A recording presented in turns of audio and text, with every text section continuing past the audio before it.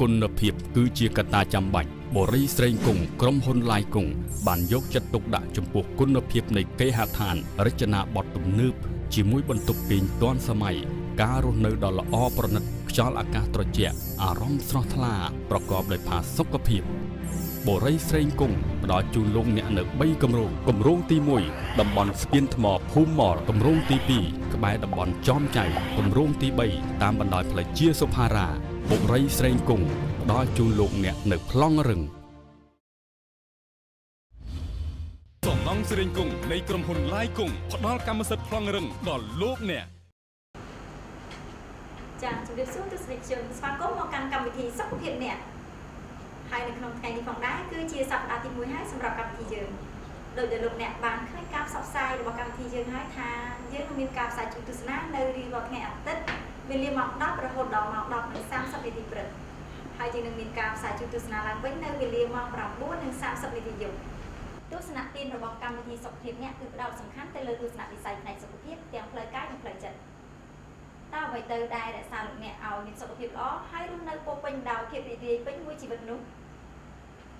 ប្រមាណ 80% បានរកឃើញថាគោលដៅជីវិតសំខាន់បំផុតមួយសម្រាប់មនុស្សគឺជាការក្លាយជាបុគ្គលម្នាក់ដែលសម្បូរទ្រព្យធនច្រើនហើយមនុស្សពេញវ័យស្រដៀងគ្នានេះប្រមាណ 50% ទៀតនិយាយថាគោលដៅនៃជីវិតដ៏សំខាន់មួយទៀតគឺការមានកេរ្តិ៍ឈ្មោះល្អនៅក្នុងសង្គមជីវិតគឺជាដំណើរផ្លូវដ៏វែងឆ្ងាយដែលពោរពេញទៅដោយផែនការអ្វីៗរាប់មិនអស់ដែលត្រូវធ្វើនិងត្រូវបំពេញហើយជារឿយៗយើងតែងតែក្រាញរនាលតាមប្រមាញ់នៅទ្រព្យសម្បត្តិយ៉ាងពេញទំហឹងតាមដែលអាចធ្វើទៅបានដូច្នេះតើអ្វីទៅដែលជាគន្លឹះឲ្យយើងមានសុខភាពល្អនិងរីករាយដែលយើងត្រូវការចាំបាច់នៅក្នុងវិថីជីវិតមួយនេះថ្ងៃដ៏ស្រស់ស្អាតគឺជាថ្ងៃដែលផ្ដើមដោយគម្រោងពេញដៃនិងជាថ្ងៃដែលពោរពេញដោយថាមពលដើម្បីធ្វើវាទំនោរបច្ចុប្បន្នយើងទាំងអស់គ្នាត្រូវតែរស់នៅក្នុងបែបផែនជីវិតប្រកបដោយសុខភាពល្អការមមាញឹកនឹងអាជីវកម្មជាបន្ទុកដ៏លើសលប់មួយធ្វើឲ្យលោកអ្នកមានអារម្មណ៍ថាមិនមានពេលវេលាគ្រប់គ្រាន់រៀបចំរបបអាហារនិងធ្វើលំហាត់ប្រាណទៀងទាត់ហើយមិនបានចាត់ទុកសុខភាពនៅក្នុងបញ្ជីអាទិភាពរបស់អ្នកឡើយតាមពិតទៅប្រសិនបើលោកអ្នកផ្ដោតការយកចិត្តទុកដាក់ជាសំខាន់ចំពោះសុខភាពនោះជីវិតអាជីវកម្មរបស់លោកអ្នកនឹងហុចផលល្អជាងនេះទៅទៀតដូច្នេះកត្តាសំខាន់ពីរនៃបែបផែនជីវិតសុខភាពល្អនោះគឺការទទួលទានអាហារនិងលំហាត់ប្រាណឲ្យបានត្រឹមត្រូវអត្ថប្រយោជន៍ដែលកើតចេញពីនេះដូចជាធ្វើឲ្យអ្នកមានអារម្មណ៍ល្អថាមពលរាងកាយកើនឡើងទទួលទានដំណេកលក់ស្រួលភាពតានតឹងថយចុះមានជំនឿចិត្តលើខ្លួនឯងមានផលិតភាពការងារកាន់តែខ្ពស់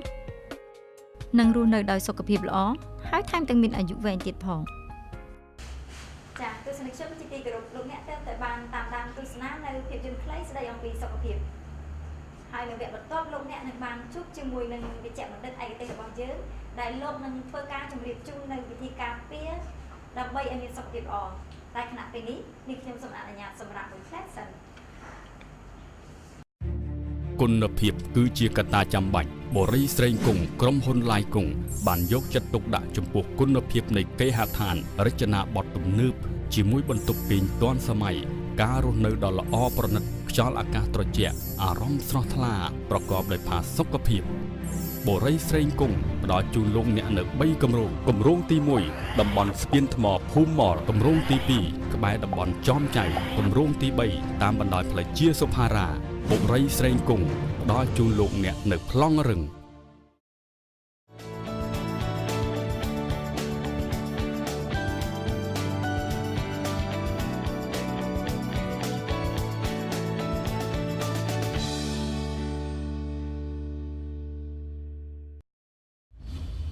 សំណង់ស្រេងគង់នៃក្រុមហ៊ុនឡាយគង់ផ្ដល់កម្មសិទ្ធិប្លង់រឹងដល់លោកអ្នក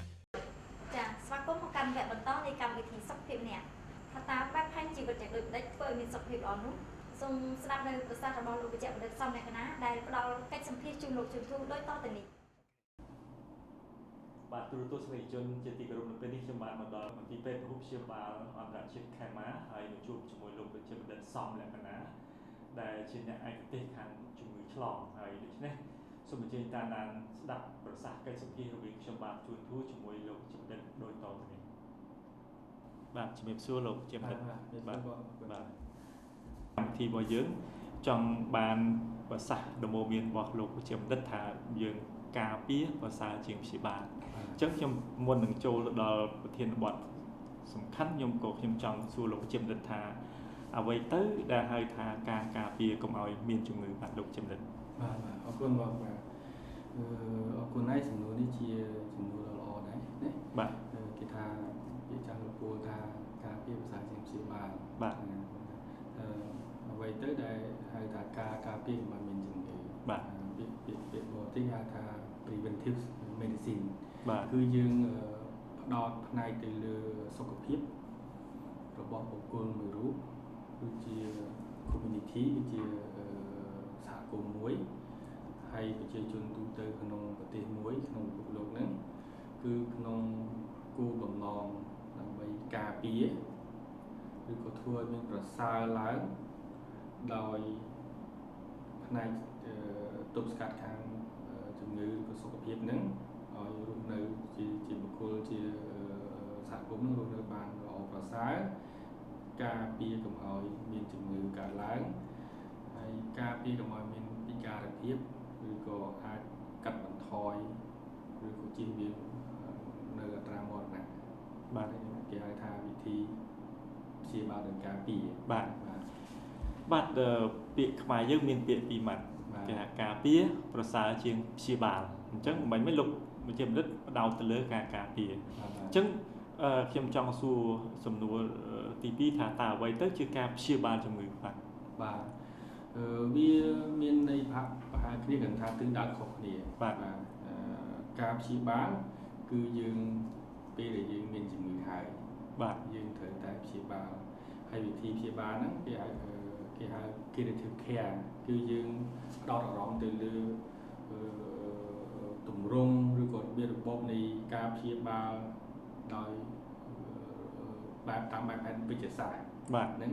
ព្យាបាលទៅនឹងជំងឺហើយគេអាចព្យាបាលឲ្យជាសះស្បើយឬក៏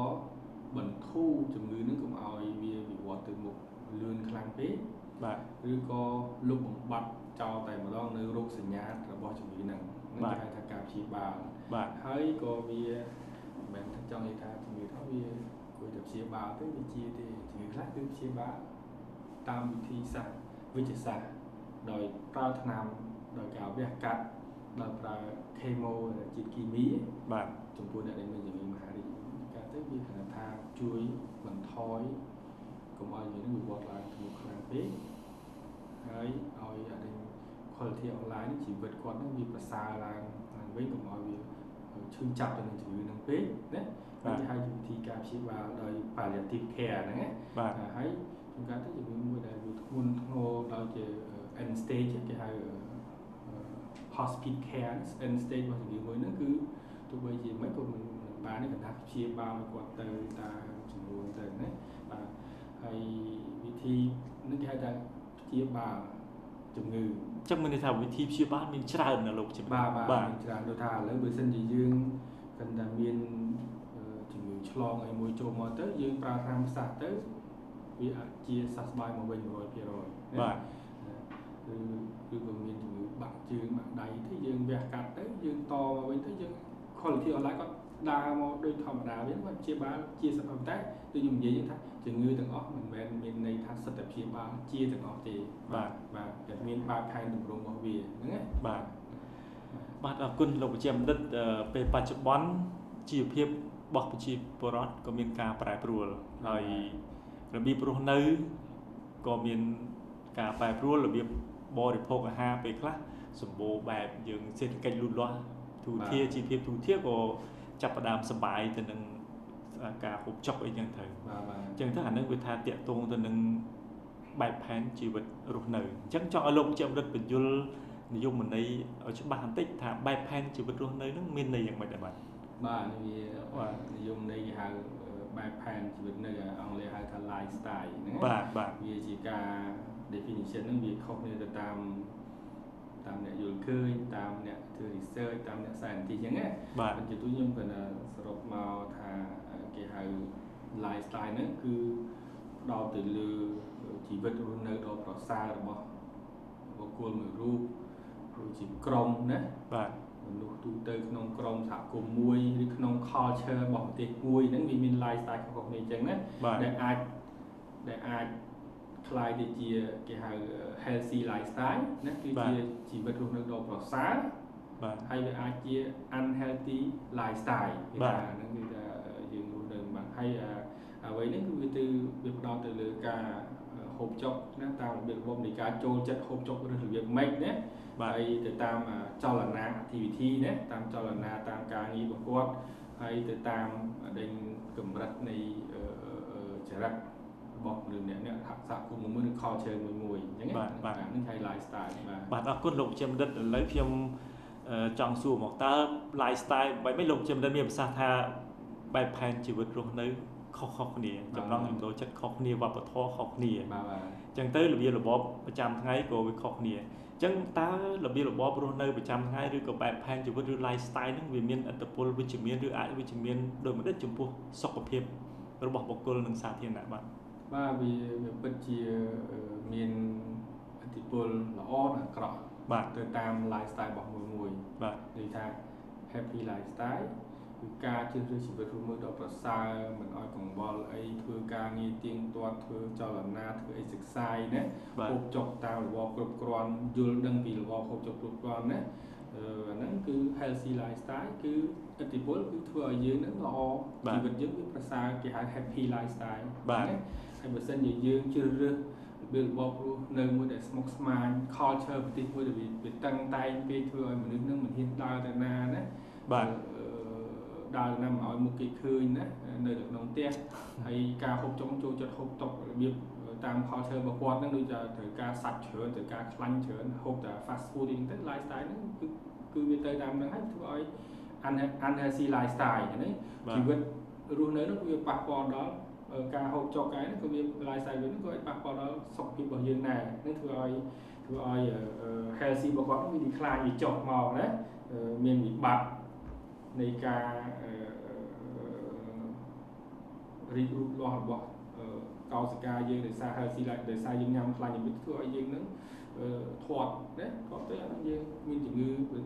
ច្រើនជុំពីបេះដូងពីលើសខ្លាញ់លើសឈាមជំងឺដងផ្អែមអីចឹងណានេះជាផលវិបាកជាភាពជាអវិជ្ជមាននៃ lifestyle ហ្នឹងបាទអរគុណលោកវិជ្ជបណ្ឌិតពីមុនបងប្អូនយើងចាដូចថាពេលជួបគ្នាចិត្តតែបង្ខំណាភាសាច្រើនញ៉ាំច្រើនដើម្បីឲ្យសុខភាពល្អអញ្ចឹងណាភាសាឆ្អែតអីចឹងទៅហ្នឹងហើយដល់ពេលឥឡូវហ្នឹងម្នាក់ថាពីមុនថាយើងខ្វះម្ហូបអាហារក៏ឈឺតែឥឡូវថាបរិភោគពេកទៅថាដូចខ្លាចទៀតអញ្ចឹងមិនសូវច្បាស់មិនយល់ច្បាស់ថាបរិភោគមិនវាល្អអញ្ចឹងរបៀបបរិភោគនោះវាជាឥទ្ធិពលដល់សុខភាពយ៉ាងម៉េចខ្លះដែរលោកជាម្ដងបាទការហូបចុករបបហូបចុកវាអាចជះឥទ្ធិពលវិជ្ជមាននិងអវិជ្ជមានចំពោះសុខភាពបាទឥឡូវខ្ញុំនិយាយពីអវិជ្ជមានបាទតែបើអ្នកជំងឺហ្នឹងដូចខ្ញុំនិយាយថា culture របស់ជំងឺមួយប្រទេសមួយហ្នឹងចូលចិត្តតែមួយថ្ងៃញ៉ាំស្រា2លីត្រណាញ៉ាំស្រាញ៉ាំប្រយោថ្ងៃដើម្បីថាឲ្យខ្លាំងទប់ទល់នឹងជំងឺក្តៅត្រជាក់ណាបាទយូរទៅធ្វើឲ្យកណាញ៉ាំស្រាច្រើនធ្វើឲ្យមានបញ្ហាផ្សេងប៉ះពាល់ដល់ស្លាប៉ះពាល់ដល់កាពះធ្វើឲ្យអត់ញ៉ាំអីណាការពារកម្ដៅបានក៏អត់មានញ៉ាំអីហ្នឹងធ្វើឲ្យគាត់មានជំងឺមួយហ្នឹងហើយ culture របស់ប្រទេសមួយដូចថាមិនមានចូលចិត្តធ្វើអាហារអីខ្លួនឯងទេអត់ធ្វើអីអាហារធម្មជាតិអីទេចូលចិត្តទិញរបស់របរមកជា fast food អីមក stock ទុកដើម្បីញ៉ាំទៅណាញ៉ាំច្រើនហួសហេតុពេកទៅហួសកំណត់គោលការណ៍កំណត់ត្រូវការហ្នឹងអត់ធ្វើអីអត់មានចលនាត្រឹមត្រូវអត់មានធ្វើការត្រឹមត្រូវញ៉ាំតែញ៉ាំអា fast food ទៅធ្វើឲ្យយើងធាត់ទៅវាប៉ះពាល់មានជំងឺទឹកនោមផ្អែមជំងឺលើសឈាមជំងឺប៉ះពាល់បេះដូងហ្នឹងណាបាទនឹងជាផលប៉ះពាល់អវិជ្ជមានមួយដែលយើងញ៉ាំអីមិនគ្រប់តាមវិធីត្រឹមត្រូវបាទហើយក៏វាមានផលល្អដែរ ដូចជាយើងការរស់នៅស្អាតបរិភោគត្រឹមត្រូវតាមការកំណត់ត្រឹមត្រូវធ្វើចលនាតាមការកំណត់ត្រឹមត្រូវមិនចូលចិត្តញ៉ាំអីដែលខលឆេមិនចូលចិត្តឲ្យមានញ៉ាំវិជាឬស្រាមមួយថ្ងៃ1លីត្រ2លីត្រទេណានឹងហើយហូបអីរបស់របរធម្មជាតិណាអាហ្នឹងជាផលវិជ្ជមានមួយដែលធ្វើឲ្យសុខភាពយើងបានប្រសើររស់នៅបានយូរមិនប៉ះពាល់ដល់អាយុជីវិតដែលឆាប់ឈឺលឿនពេកបាទលោកជាម្ដិតមានបងប្អូនខ្លះគាត់ប្រើកម្លាំងពលកម្មខ្លាំងដូចជាបងប្អូនកម្មករអានឹងគាត់ប្រើកម្លាំងហើយមានបងប្អូនខ្លះទៀតគាត់អត់សូវប្រើកម្លាំងកាយគាត់ប្រើកម្លាំងបញ្ញាគិតច្រើនអញ្ចឹងរបៀបបរិភោគអាហាររវាងអ្នកប្រើកម្លាំងកាយនិងកម្លាំងបញ្ញាដូចគ្នាឬក៏ខុសគ្នាយ៉ាងម៉េចបាទធម្មតាវាគេកំណត់ការប្រើប្រាស់គេហៅប្រើប្រាស់ថាមពលជាគីឡូកាឡូរីបាទណាមនុស្សស្រីគេថាត្រូវការក្នុងមួយថ្ងៃហើយជាខ្ទង់ 1500 ទៅ 2005 គីឡូកាឡូរីហ្នឹងណានៅប្រុសគឺថាគាត់មានកម្លាំងខ្លាំងធ្វើការច្រើនហ្នឹងអាច 2000 ទៅ 3000 គីឡូកាឡូរីក្នុងថ្ងៃអញ្ចឹងទេហើយ burger មួយប៉ុណ្ណេះមានតែប្រហែលជា300 ទៅ 500 គីឡូកាឡូរីទេហ្នឹងបើមិនថាចង់រស់នៅបានដោយមិនធ្វើអីចង់បានគ្រប់គីឡូកាឡូរីហ្នឹងត្រូវកម្ម3ឬ2ក្នុងមួយថ្ងៃផ្សេងៗអញ្ចឹងណាបាទវាធ្វើយ៉ាងហ្នឹងទោះបីជាអ្នកបើសិនជាអ្នកនឹងធ្វើការនៅក្នុង office វាថាអ្វីដែលយើងដុតយើងដើរច្រើនអញ្ចឹងវាដុតstock យើងនឹងទុកដើម្បីយកមកបញ្ចេញដើម្បីចាយវាទៅលើធម្មពលណាបាទតទៅពេលយើងធ្វើការនៅក្នុង office ហ្នឹងវាថាការហូបចុកក៏ត្រូវបន្ថយតាមនឹងដែរតែបើយើងធ្វើការច្រើនវាអស់ធម្មពលច្រើនបាទត្រូវការឲ្យវាច្រើនហ្នឹងប៉ុន្តែផ្ទុយទៅវិញអ្នកធ្វើការច្រើនគ្នាអត់ស្អីមានអីលទ្ធភាពអីញ៉ាំនោះវាទៅជាញ៉ាំតិចវិញបាទតែទ្រទ្រង់សុខភាពព្រោះអ្នកធ្វើការ office នេះអត់សូវប្រើកម្លាំងហ៎មានអីញ៉ាំច្រើនមានលុយច្រើនហិតតែវាកើនគីឡូកាឡូរីហ្នឹងអាហ្នឹងវាធ្វើឲ្យ lifestyle នេះវាទៅដល់ unhealthy lifestyle ហ្នឹងបាទអញ្ចឹងហ្នឹងវាអញ្ចឹងវាគិត base ទៅលើគីឡូកាឡូរីត្រូវការក្នុងមួយថ្ងៃអញ្ចឹងណាបើយើងធ្វើការ office យើងអត់សូវចាយអីប៉ុន្មានទេហ្នឹងណាអាចមួយថ្ងៃត្រឹមតែ 1500 2000 អីបានហើយណាតែយើងធ្វើការយើងកាប់ដីធ្វើការនៅដើរប្រើកម្លាំងខ្លាំងណាបាទត្រូវកាឡូរីដើម្បីទប់ការបាត់បង់ក្នុងមួយថ្ងៃរបស់យើងវិញហ្នឹងណាបាទម្នាក់ទៅគិតគូធ្វើម៉េចឲ្យវាមានតុល្យភាពបាទគ្នាទៅវិញទៅទៅនៃការប្រើប្រាស់ហើយនិងការស្តុកទុកបាទអរគុណលោកវិជ្ជាមន្ត្រីគ្រប់គ្នាគិតថាឲ្យតែហាត់ប្រាណល្អអញ្ចឹងតើហេតុអ្វីបានជាការហាត់ប្រាណនឹងល្អឬក៏ហាត់ប្រាណនឹងវាអាចមានផលអវិជ្ជមានដែរឬក៏យ៉ាងម៉េចបាទហាត់ប្រាណវានិយាយចំគឺយើងដែលឮតែនិយាយគឺថាហាត់ប្រាណល្អបានមកប៉ុន្តែសួរគាត់ដឹងទេទៅពេលយើងជាពេទ្យយើងធ្លាប់មើលធ្វើការស្រាវជ្រាវយើងមើល article មើលទៅគេធ្វើការជ្រាវគេអង្គការសុខភាពលោកឬក៏អ្នកស្រាវជ្រាវនៅសហរដ្ឋអាមេរិកអញ្ចឹងនៅអឺរ៉ុបអញ្ចឹងគេធ្វើការសិក្សាច្បាស់លាស់គេយកមកប្រៀបធៀបថាហាត់ប្រាណវាមានប្រយោជន៍អីណាគេសន្និដ្ឋានជារួមគឺការហាត់ប្រាណទៀងទាត់គឺជាកត្តាចម្បងសម្រាប់ជួយឲ្យជីវិតយើងនឹងវាល្អប្រសើរបាទដោយតាមទី1គឺវាអាចជួយឲ្យយើងនឹងមានទម្ងន់មានលំនឹងនៃទម្ងន់យើងណាមិនឲ្យយើងទម្ងន់យើងឡើងខ្លាំងពេលយើងញ៉ាំអីច្រើនទៅយើងវាសល់ស្តុកដូចថាយើងចាយមួយថ្ងៃ 3000 គីឡូកាឡូរីស្រាប់តែយើងញ៉ាំដល់ 5000 វាសល់ 2000 បាទហ្នឹងណាបាទហើយបើយើងហាត់ប្រាណវាដុតអាស្តុកហ្នឹងដុតទៅវាសល់តែមួយឬខាតតិចតួចហ្នឹងគឺល្អហ្នឹងណាបាទគឺថាជួយ control weight ហ្នឹងណាទី1ទី2គឺអាចបន្ថយជំងឺផ្សេងដូចជាជំងឺសរសៃឈាមជំងឺបេះដូងណាហើយជំងឺទឹកនោមផ្អែមណាគឺកម្រិតទី2ហ្នឹង type 2 diabetes ហ្នឹងហើយមានជំងឺ metabolic មួយចំនួនធំវាអាចបញ្ចុះបានសារការហាត់ប្រាណហ្នឹងអាចរហូតដល់ទីថាការហាត់ប្រាណហ្នឹងអាចបញ្ចុះ cancer risk ណាបញ្ចុះអ្នកដែលមានជំងឺហាត់អាចបញ្ចុះ rate បានហ្នឹងណាបាទអាចធ្វើឲ្យខ្លួនប្រាណហ្នឹងរឹងមាំធ្វើឲ្យឆ្អឹងហ្នឹងរឹងមាំធ្វើឲ្យសាច់ដុំហ្នឹងរឹងមាំហើយអាច ជួយធ្វើឲ្យអ្នកជំងឺដែលមាន mental health ហ្នឹងមានប្រព័ន្ធអារម្មណ៍ឬក៏ stress ហ្នឹងគឺបន្ថយ stress បានច្រើនដោយសារហាត់ប្រាណហ្នឹងបាទហើយធ្វើឲ្យអ្នកជំងឺហ្នឹងមានជីវិតដ៏ប្រសើរមាន activity ក្នុងថ្ងៃមួយថ្ងៃហ្នឹងវា balance គ្នាវាសមមាត្រគ្នាអញ្ចឹងណាហើយគេអាចសង្កេតឃើញថាអ្នកហាត់ប្រាណច្រើនគឺមានអាយុទៅជាងវែងបាទ ចឹងហាត់ប្រាណមានប្រយោជន៍សំខាន់មែនតើប៉ុន្តែមានគេនិយាយបច្ចុប្បន្នគេនិយាយច្រើនណាពាក្យ stress អ្នកខ្លះទៀតគេប្រើពាក្យខ្មែរថាភាពតានតឹងផ្នែកអារម្មណ៍ចឹងលោកជំរិតបាទតើវាមានលក្ខណៈវិនិច្ឆ័យអាចដឹងបានថាយើង stress ហ្នឹងយ៉ាងដូចម្ដេចដែរបាទ stress ហ្នឹងគឺគេផ្ដោតទៅលើគេហៅ physical ការអនុវត្តជាចលនាឬក៏ mental គឺចិត្តសាស្ត្រឬក៏អារម្មណ៍ហ្នឹងឬក៏ emotional ណាដែលជាកត្តាមួយដែលធ្វើឲ្យមនុស្សហ្នឹងមានភាពតានតឹងនៅក្នុងអារម្មណ៍ហ្នឹងណានឹងមិនហៅ stress ណាបាទហើយ stress ហ្នឹងវាអាចនឹងកើតមានពីកត្តាខាងក្រៅហៅ external environment ហ្នឹងណាឬក៏មកពី psychology social ភាពក្រីក្រការប្រើអំពើហិង្សាណាមើលទៅឃើញតែអ្វីដែលវាធ្វើឲ្យខ្លួនអារម្មណ៍តានតឹងហើយ stress ហ្នឹងមកពី external ញួរពីក្រៅមកបាទញួរពីក្រៅហើយអ្នក stress មួយទៀតគឺអ្នក stress ដោយសារ internal គឺមកពីខ្លួនឯងមានជំងឺណាឬក៏កត្តាដែលធ្វើឲ្យខ្លួនឯងនឹងមានសុខភាពខ្សោយមានជំងឺហ្នឹងឬមានជំងឺមួយកើតឡើងហ្នឹងគេហៅថា internal cause គឺមូលហេតុដោយសារមានជំងឺដោយខ្លួនឯងកើតមកដោយសារពីក្នុងមកនឹងគេហៅថា internal បងប្អូនខ្លះគាត់មានការងារច្រើនការងារស្មុគស្មាញបាទគិតច្រើនជាពិសេសគឺផ្នែកជាអ្នកម្ចាស់ជំនួយឬក៏ហៅថាជាសហគ្រិនគាត់ទទួលខុសត្រូវ100ចំពោះទៅលើជោគវាសនានៃជំនួយរបស់គាត់អញ្ចឹងការគិតច្រើនស្មុគស្មាញច្រើនក្នុងការងារហ្នឹងអាចបណ្ដាលឲ្យទៅជា stress ដែរឬក៏យ៉ាងម៉េចបាទហ្នឹងខ្ញុំនិយាយវាសំខាន់ទៅតាមយើងចេះ manage ពេលវេលា manage ការងារយើងអត់ណាបាទអាហ្នឹងជាកុសមួយ cost មួយរបស់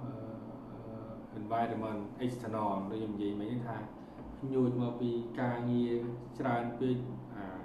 pressure នៅការងារនឹងមនុស្សនឹងនិយាយស្ដាប់គ្នាបាននឹងធ្វើឲ្យយើងនឹង stress ហើយជាមូលហេតុមួយដែលយើងញាប់ហ្នឹងជា cost របស់ external environment ដែលធ្វើឲ្យគាត់នឹង pressure emotional pressure mental pressure មួយមកគាត់ចឹងទៅបាទគាត់អត់ចេះ manage ខ្លួនឯងទៀតអាហ្នឹងវាជាមូលហេតុដែល stress យើងញាប់ក្នុងមួយថ្ងៃនេះថាមានបញ្ហា stress 3 4 5ដងទៅណាបាទលោកជំរិតមានប្រវត្តិសិក្សានិងបទពិសោធន៍ការកិច្ចការកន្លងមកយ៉ាងដូចម្តេចខ្លះទេបាទនេះជាបទពិសោធន៍តខ្លួនខ្ញុំបញ្ចប់ការសិក្សាជាប្រចាំទៅតាំងពីឆ្នាំ96បាទហើយខ្ញុំក៏ធ្វើការជាគ្រូពេទ្យធម្មតានឹង3ឆ្នាំ4ឆ្នាំខ្ញុំទៅបន្តការសិក្សាសម្រាប់បាទទៅឆ្នាំ2000ហ្នឹងហើយឆ្នាំ2006ខ្ញុំត្រឡប់មកវិញខ្ញុំទៅដល់វាមានការតស៊ូច្រើនឆ្នាំដែរណា4 5ឆ្នាំដែរយើងអាចមានបទពិសោធន៍ទៅក្នុងតាំងពីដាក់តូចដល់ដាក់កន្លែងធ្វើការជាប្រចាំតែចឹងទៅណាឆ្លងទៅតាមទីពេទ្យមួយបទពិសោធន៍គេទៅបានចប់ខ្ញុំត្រឡប់មកស្រុកខ្មែរវិញណាបាទ2006ធ្វើការជាមួយគេជាមួយអង្គការបារាំងមួយអង្គការមិនមែនរដ្ឋាភិបាលណាបាទជាបាខាងជាឆ្លងហ្នឹងណាបាន3 4ឆ្នាំខ្ញុំក៏ធ្វើការជាមួយពេទ្យឯកជនផ្សេងបានមក2012បានមកធ្វើការខ្លួនឯង2012ធ្វើការខ្លួនឯងធ្វើយ៉ាងម៉េចទៅបាទជាបឋមនោះខ្ញុំ2012នោះខ្ញុំបើកជា clinic ខេមមួយនៅទូកកណាបាទហើយបើកទៅបាន4 5ឆ្នាំខ្ញុំក៏មានចំណុចមួយសហការជាមួយមិត្តភ័ក្តិនោះបើកកន្លែងនេះដើម្បីតាក់ធ្វើឲ្យមិនធ្វើឲ្យវិធីវិស័យសុខាភិបាលឯកជននេះមានកម្រិតមួយដែលមិនឲ្យខុសពីស្តង់ដារប្រទេសក្បែរបានហ្នឹងទេបាទអញ្ចឹងឆ្លៀតចុងក្រោយសុំសួរតែម្ដងដោយសារខ្ញុំបានមកដល់មន្ទីរពេទ្យរបស់លោកជំរិតឈ្មោះខេម៉ាដូចថាមានសណ្ដាប់ធ្នាប់ល្អណាមើលទៅវាមិនសូវជាប្លែកពីស្រុកគេប្រហែលមើលទៅដូចគួរសមដែរអញ្ចឹងទស្សនៈទាន នៅក្នុងការសាងសង់មន្ទីរពហុព្យាបាលខេមរនោះទស្សនៈទានយ៉ាងម៉េចលោកជំទាវបាទយើងមាន vision ច្បាស់លាស់ណាបាទមានការគិតឃើញច្បាស់លាស់ទី1យើងមានឆន្ទៈបាទហើយមានការសហការគ្នាជាមួយមិត្តភ័ក្តិនិងដៃគូវិនិយោគនឹងយើងមើលឃើញចំណុចតែមួយយើងថាយើងត្រូវតែធ្វើអីមួយកុំឲ្យវាយើងរៀនខាងហ្នឹងបើយើងមិនធ្វើខាងហ្នឹងវាអត់កើតយើងត្រូវតែធ្វើបើធ្វើយើងត្រូវធ្វើស្តង់ដារមិនបាទយើងបានដើរសិក្សាមើលប្រទេសក្បែរខាងមិនបានគេអាចធ្វើពេទ្យឯកជនបានហើយមានជំងឺច្រើនមានជំងឺខ្មែរក៏មានជំងឺបរទេសផ្សេងៗមានទៅមើលកន្លែងគេមិនធ្វើបានមើលប្រទេសក្បែរខាងកើតខាងលិចទៅមានប្រទេសឆ្ងាយនេះយើងមើលមានស្តង់ដារមួយយើងមកចម្បាច់បាទបញ្ចូលគ្នាមកដើម្បីបង្កើតជាស្តង់ដារយើងមួយដើម្បីកុំឲ្យទី1យើងគណៈជាការគិតមួយថាយើងធ្វើម៉េចឲ្យប្រជាជនយើងដែលមិនមួយចំនួនធំអ្នកដែលមានលទ្ធភាពហ្នឹងក៏ទៅប្រើប្រាស់សេវាដើម្បីថែទាំសុខភាពព្យាបាលនៅស្រុកក្រៅហើយជាការខាតបង់ថវិកាច្រើនខាតពេលវេលាខាតថវិកាណាហើយជួនកាលទៅក៏មិនមែនបានជោគជ័យទាំងអស់ដែរណាបើគាត់ងាកមករកអីប្រើប្រាស់សេវាឯកជនក្នុងស្រុកយើងវិញហើយគាត់ប្រៀបធៀបស្តង់ដារស្រុកយើងស្រុកគេទៅវាខុសគ្នាមិនទេវាអាចចំណេញជាងជួនកាលទៅមានរឿងតិចតួចដែលអាចដោះស្រាយបានដែរណាយើងអាចចំណេញពេលចំណេញលុយកាក់អីច្រើនណាស់ហើយយើងនិយាយស្ដាប់គ្នាបានហ្នឹងណាបាទយើងវិស័យយើងដែលយើងមើលឃើញថាចង់តាក់ទាញធ្វើម៉េចឲ្យគាត់ផ្ដោតអារម្មណ៍និងជឿជាក់ប្រើប្រាស់សេវាក្នុងស្រុកយើងវិញបាទអរគុណសាជាថ្មីបាទចាលោកអ្នកទើបតែបានស្ដាប់នៅប្រសាសន៍របស់លោកវិជ្ជបណ្ឌិតសំលក្ខណាស្ដីអំពីបែបផែនជីវិតប្រកបដោយសុខភាពសូមអរគុណសម្រាប់ការតាមដានទស្សនាកម្មវិធីសុខភាពអ្នកជួបគ្នានៅសប្តាហ៍ក្រោយនៅវេលាម៉ោងដដែលខណៈពេលនេះនាងខ្ញុំពេជ្រដាសូមអនុញ្ញាតគោរពនឹងជម្រាបលា